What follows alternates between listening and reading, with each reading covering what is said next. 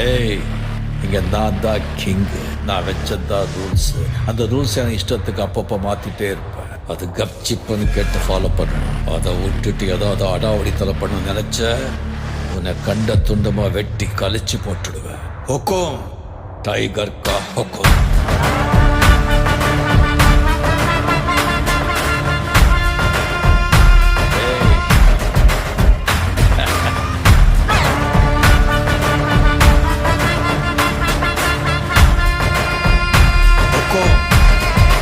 Tiger கா ஹொக்கும்.